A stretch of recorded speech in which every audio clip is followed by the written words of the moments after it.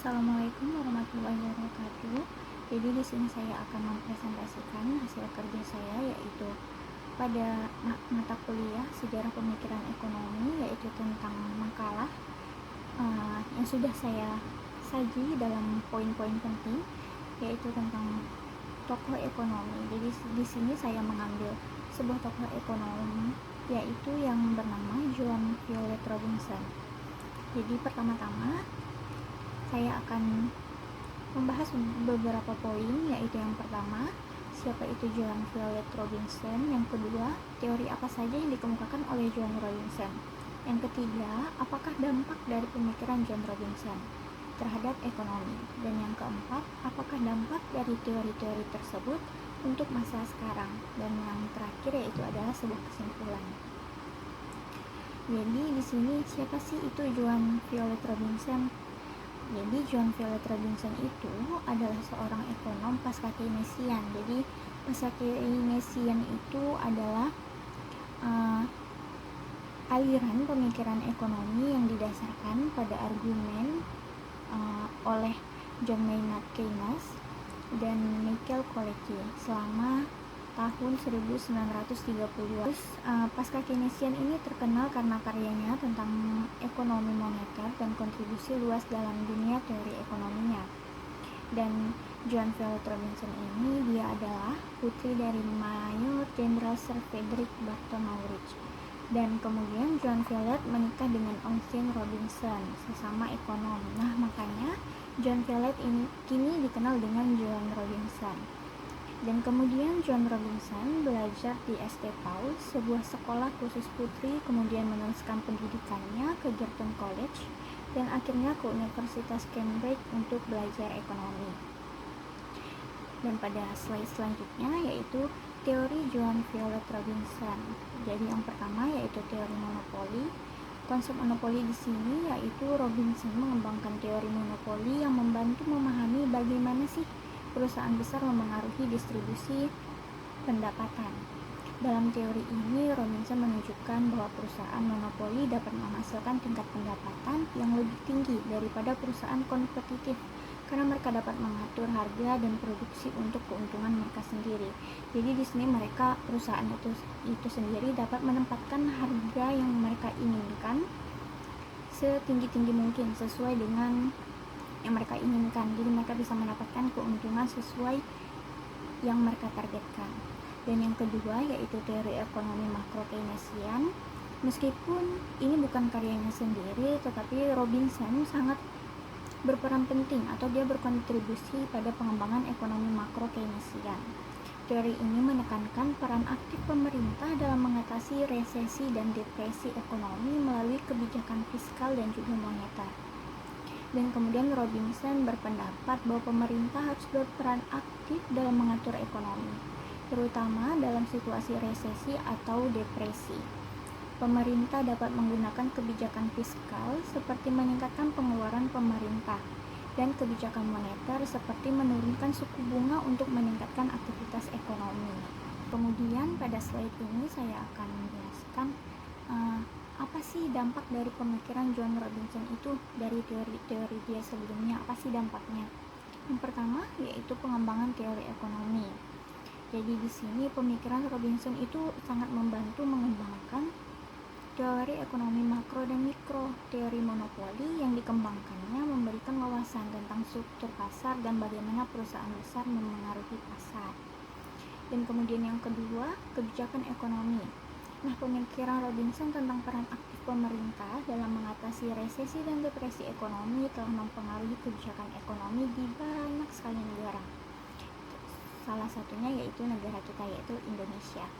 Nah, teori Keynesian yang dikembangkan oleh John Maynard Keynes tetapi dipengaruhi oleh pemikiran Robinson masih menjadi dasar bagi kebijakan fiskal dan moneter pemerintah. Kemudian di slide selanjutnya, bagaimana sih dampaknya pada masa sekarang? Apakah ada dampaknya?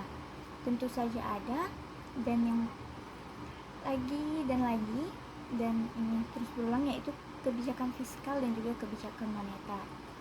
Nah, dampaknya sampai sekarang tuh masih pada titik yaitu kebijakan fiskal dan juga kebijakan moneter. kebijakan fiskal, yaitu pemerintah masih menggunakan kebijakan fiskal seperti meningkatkan pengeluaran pemerintah untuk meningkatkan permintaan agregat dan mengurangi tingkat pengangguran. Dan karena kebijakan fiskal ini tetap dilakukan dan dilaksanakan oleh pemerintah, ini bisa membantu untuk keberlanjutan perkembangan ekonomi pada tahun-tahun berikutnya. Dan kemudian kebijakan moneter, pemerintah juga masih menggunakan kebijakan moneter seperti menurunkan suku bunga untuk meningkatkan akses ke pinjaman dan meningkatkan investasi. Sistem perekonomian mereka sedang mengalami penurunan, jadi mereka melakukan akses ke pinjaman dan meningkatkan investasi untuk memperbaiki peningkatan ekonomi pada suatu negara tersebut dengan menurunkan suku bunga agar lebih banyak pinjaman dan juga investasi yang masuk ke negara tersebut. Dan yang terakhir pada slide ini yaitu kesimpulan. Nah, jadi pemikiran dari Julian Robinson telah memberikan kontribusi yang mendalam dan berkelanjutan terhadap teori dan praktik ekonomi melalui teori monopoli.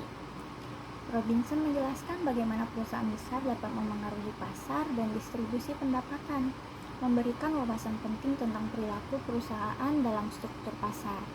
Nah, secara singkatnya apa sih teori monopoli tersebut? Teori monopoli itu menjelaskan tentang kondisi pasar di mana suatu perusahaan atau pasar menguasai kesempatan yang sangat luas di pasar tersebut dan tidak memiliki pesaing. Nah, selain itu, kontribusinya dalam ekonomi makro Keynesian menekankan peran aktif pemerintah dalam mengatasi resesi dan depresi ekonomi. Jadi resesi di sini yaitu melemahnya roda perekonomian sebuah negara yang terjadi 6-18 bulan. Resesi ini terjadi oleh satu negara saja, dan sedangkan depresi yaitu yang terjadi ke berbagai negara yang pengaruhnya sangat global, dan yang terjadi itu 18 bulan sampai 43 bulan. Kondisi ekonomi yang turun drastis dan berkepanjangan. Nah, depresi itu berarti terjadinya sangat panjang ya, yang contohnya seperti kemarin tentang COVID-19. Nah, itu bisa disebutkan terjadinya depresi ekonomi secara global yang terjadi ke seluruh negara. Yang kemudian yang masih relevan dalam kebijakan fiskal dan moneter saat ini. Jadi kebijakan fiskal dan moneter itu masih digunakan hingga saat ini. Dan secara keseluruhan, dampak pemikiran Robinson masih terasa di era modern ini, baik dalam pengembangan kebijakan ekonomi maupun analisis pasar. Kontribusinya terus menjadi landasan bagi para ekonom dan pembuat kebijakan dalam merumuskan strategi untuk mencapai pertumbuhan ekonomi yang inklusif dan berkelanjutan. Jadi para ekonom masih menggunakan pemikiran-pemikiran atau teori-teori yang dikeluarkan oleh Robinson untuk mencapai pertumbuhan ekonomi. Nah, kemudian yang terakhir sebagai tanda penutup, saya akan menyampaikan sebuah kalimat yang pernah disampaikan oleh Robinson, yaitu tujuan mempelajari ekonomi bukanlah untuk memperoleh serangkaian jawaban siap pakai terhadap pertanyaan ekonomi, tetapi untuk mempelajari cara menghindari penipuan yang dilakukan oleh para ekonom. Julian Robinson. Sekian dari saya. Jika ada salah kata, saya mohon maaf, dan kesalahan yang tanpa saya sadari, saya mohon maaf. Sekian dari saya. Terima kasih atas perhatiannya.